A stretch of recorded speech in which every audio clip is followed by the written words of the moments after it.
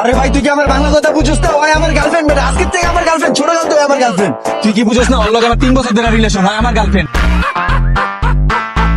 ভাই আপনারা নিজেদের মধ্যে ঝামেলা না করে মেয়েটারে জিজ্ঞেস করেন না ও কার গার্লফ্রেন্ড। হ্যাঁ তুমি বলো তুমি কার গার্লফ্রেন্ড? আমি ওনাকে বলবো।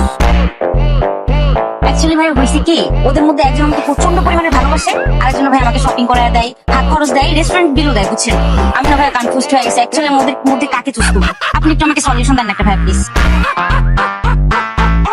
আচ্ছা যদি এমন কেউ থাকে যে তোমার রেস্টুরেন্ট বিল দিবে, তোমাকে শপিং করায় দিবে, তোমাকে অনেক অনেক ঘুরতে নিয়ে যাবে, তোমাকে অনেক ভালোবাসবে, তাহলে তাহলে তো ভালোই হয়। তাহলে একটা কাজ করি, আমি ওদের দুজনকে সেটিং দিয়ে আসি। হ্যাঁ হ্যাঁ জলদি। ভাই আমার কথা কইছে না? কি তোর কথা কইছে? আমার কথা কইছে, আমার কথা কইছে না ভাই? তোরা দুইটার মধ্যে কার কথা হয়েছে সেটা বড় কথা না, কিন্তু আমি ওর হাজবেন্ড সেটা হলো বড় কথা। কি কইতেছ?